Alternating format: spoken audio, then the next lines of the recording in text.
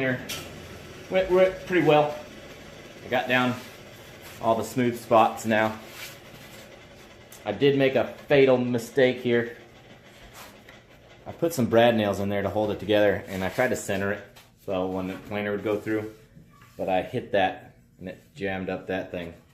So hopefully I didn't ruin the blade or anything, but pretty pleased with the way it is.